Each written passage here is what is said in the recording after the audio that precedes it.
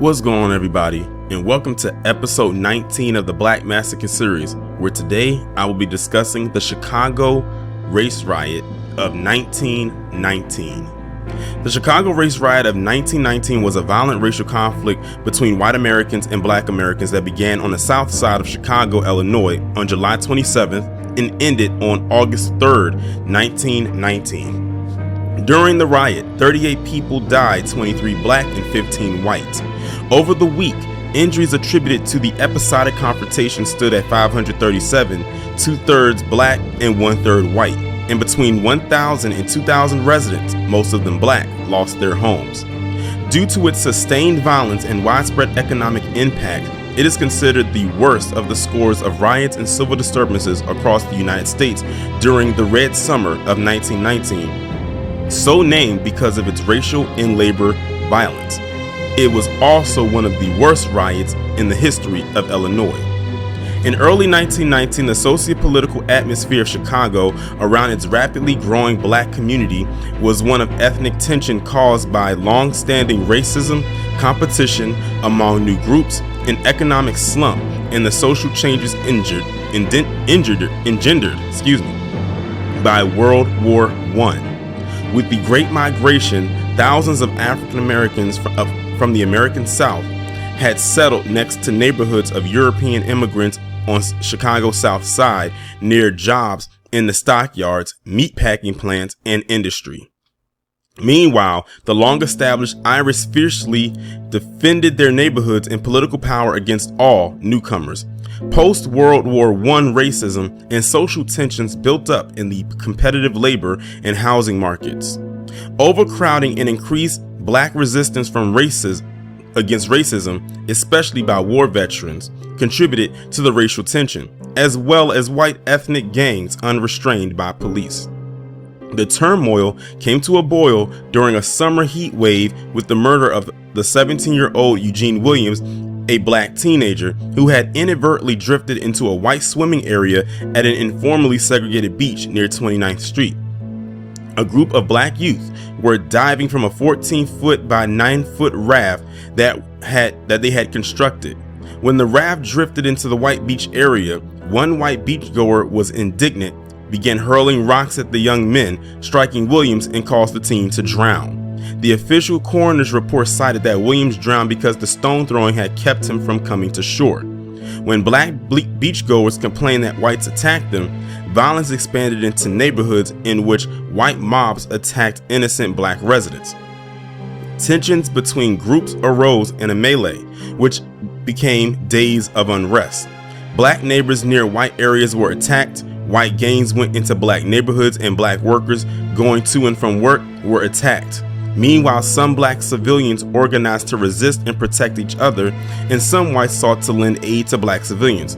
But the Chicago Police Department often turned a blind eye, or worse. Chicago Mayor William Hale Thompson had a game of brinksmanship with Illinois Governor Frank Loudon, which may have exacerbated the riot since Thompson refused to ask Loudon to send in the Illinois Army National Guard for 4 days, although Loudon had called up the guardsmen organized in Chicago's armories and ready to intervene. After the riots, Loudon convened the Chicago Commission on Race Relations, a nonpartisan interracial committee, to investigate the causes and to propose solutions to racial tensions. Their conclusions were published in 1922 by the University of Chicago Press as The Negro in Chicago, a study of race relations and a race riot. U.S. President Woodrow Wilson and the U.S. Congress attempted to promote legislation and organizations to decrease racial discord in America. Governor Loudon took several actions at Thompson's request to quell the riot and promote greater harmony in its aftermath.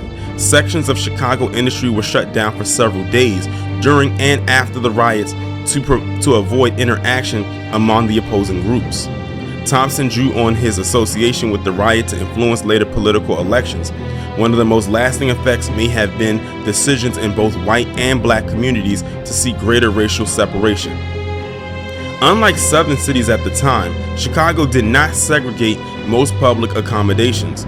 According to Walter Francis White of the NAACP, Pre-1950 Chicago had a good reputation for equitable treatment of blacks. However, in the early 20th century, Chicago beaches were unofficially racially segregated. Blacks had a long history in Chicago, with the city sending Illinois' first black representative, John W.E. Thomas, to the state legislature in 1876. While blacks in 1900 were only about 1% of the total population of a city that had seen large European immigration, the black population expanded dramatically in the early years of the 20th century. By 1910, thousands of blacks were moving from the South to Chicago as a major destination in the Great Migration to industrial cities in the Northeast and Midwest, fleeing lynching, segregation, and disenfranchisement in the Deep South.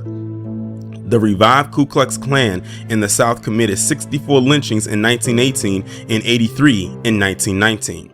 With industrial jobs in the stockyards and meatpacking industry opening as European immigration was cut off by World War I, from 1916 to 1919, the black population in Chicago increased by 148%, from 44,000 to 109,000.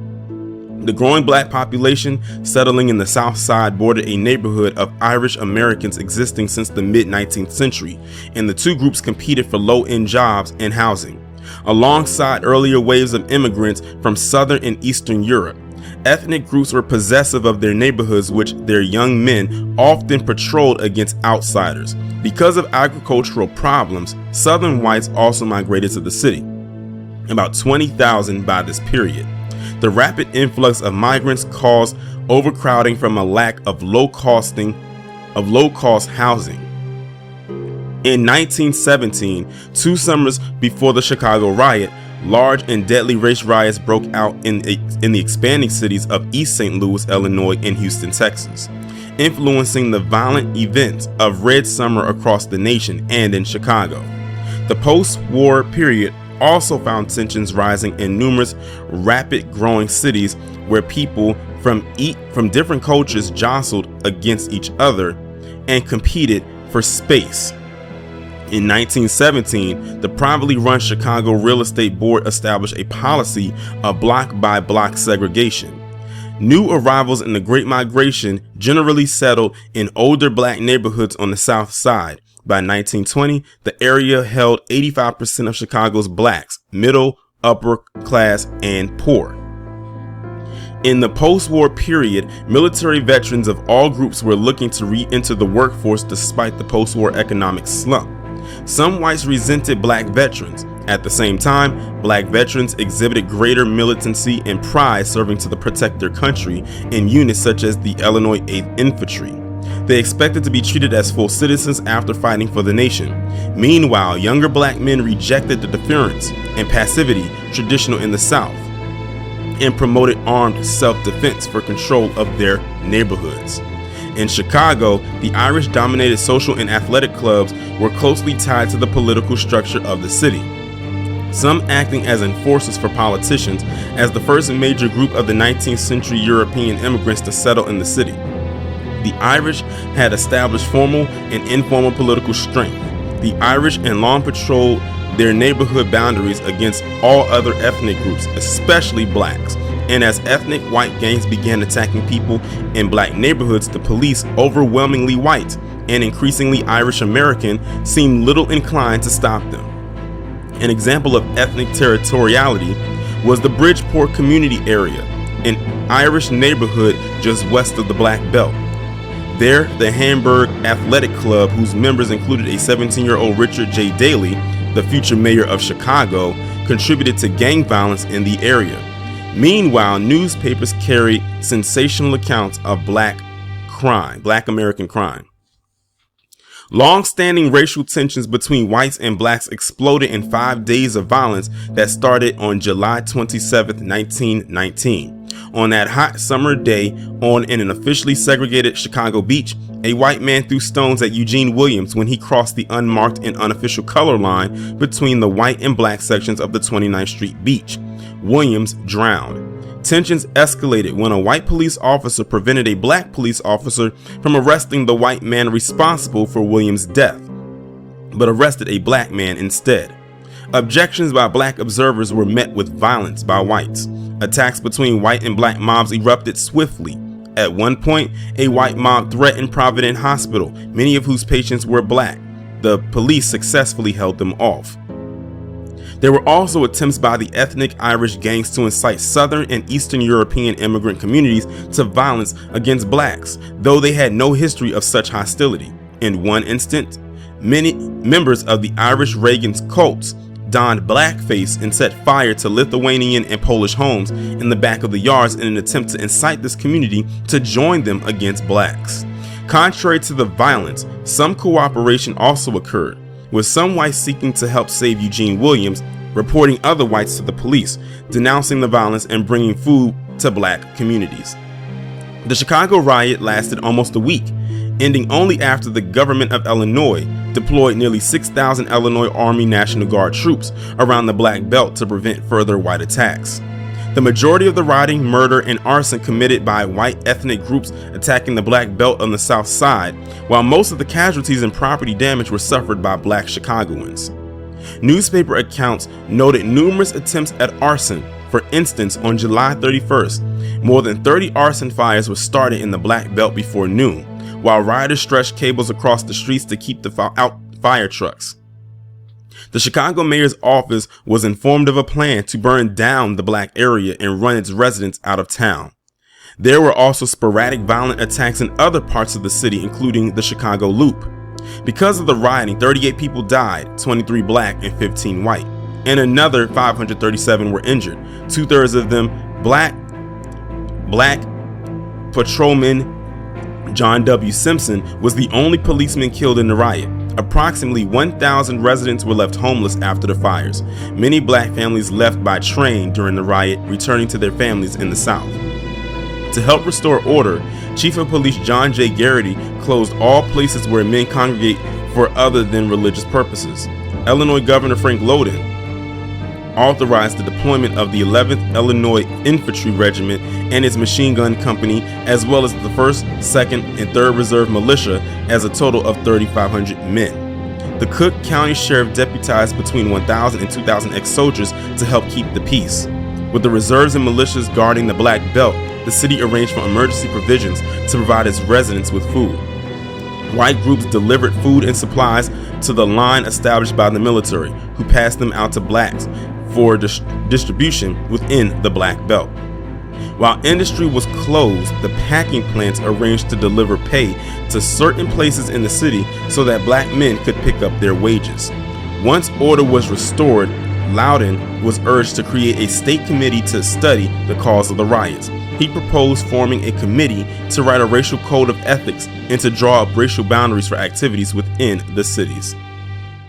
The Cook County's coroner's office took 70 day sessions, 20 night sessions, and 450 witnesses examinations to collect evidence about the riots. It reported stated that on July 27, 1919, Eugene Williams, an African-American youth, drifted towards an informally segregated beach on the south side while holding onto a railroad tie. He was subsequently hit by a stone as a white man threw rocks at him and other blacks to drive them away from their part of the 29th Street beach in the city's Douglas community on the south side. A witness recalled seeing a single white male standing on a breakwater 75 feet from the raft of the blacks and throwing rocks at them. Williams was struck in the head, and then he panicked, lost his grip on the railroad tie, and drowned. The assailant ran toward 29th Street, where a different fight had already started, when blacks tried to use a section of the beach there in defiance of his tacit segregation.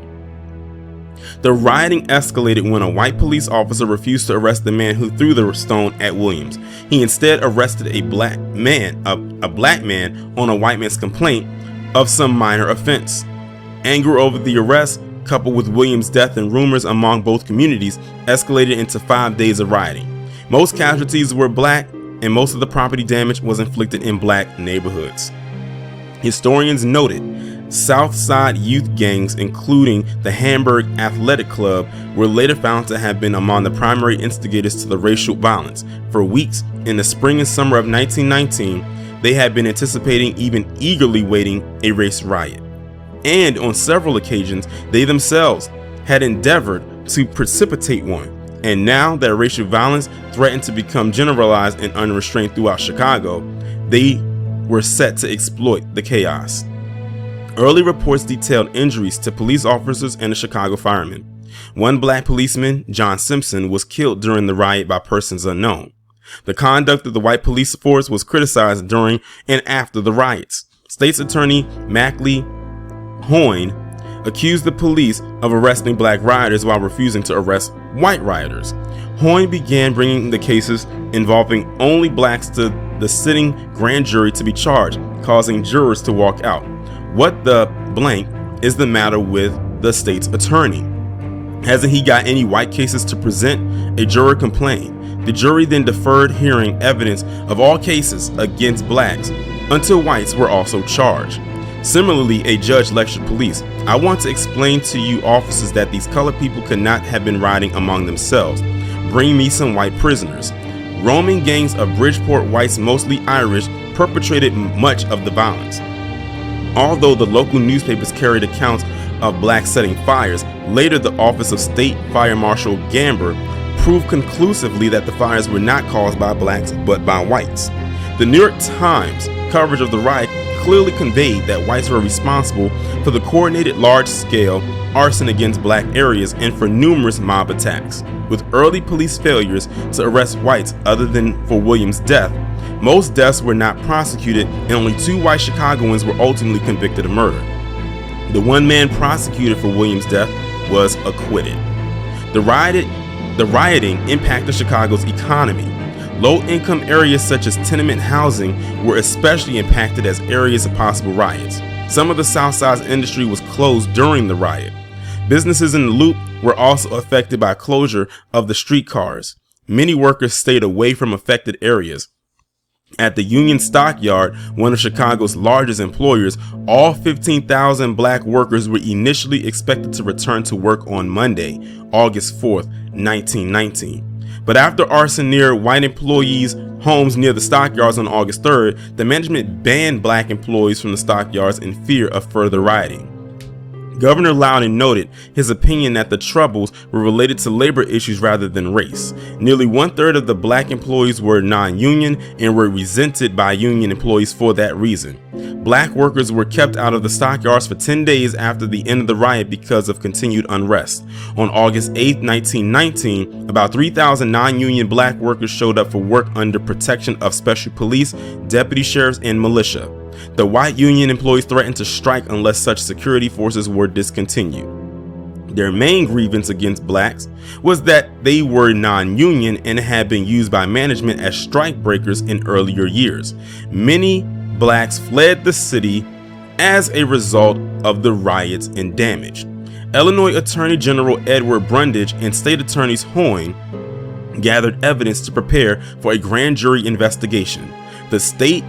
They stated intention was to pursue all perpetrators and to seek the death penalty as necessary.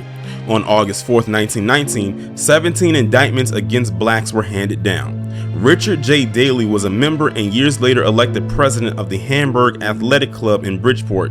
Daley served as Chicago's mayor from 1955 to 1976. In his long political career, he never confirmed nor denied involvement in the riots. In 1922, 6 whites and 6 blacks were commissioned to discover the true roots of the riots. It claimed that returning soldiers from World War I not receiving their original jobs and homes instigated the riots. In 1930, Mayor William Hale Thompson, a flamboyant Republican, invoked the riot in a misleading pamphlet urging blacks to vote against the Republican nominee, Representative Ruth Hanna McCormick, in the United States Senate race for her late husband's seat. She was the widow of Senator Joseph Medill McCormick, as well as the sister-in-law of Chicago Tribune publisher Robert Rutherford McCormick.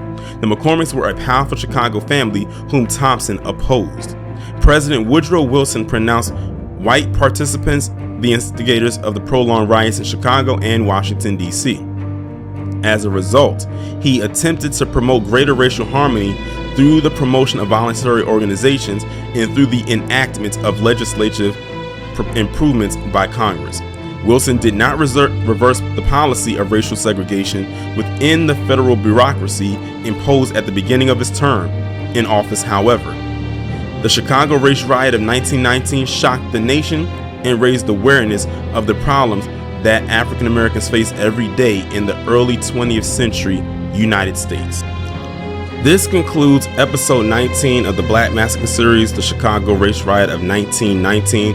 If you haven't done so already, be sure to check out the Black Massacre series playlist to get caught up on all the previous episodes or get a recap on the episodes already displayed. Be sure to tune in next Wednesday for episode 20 of the Black Massacre series. Be safe and be one.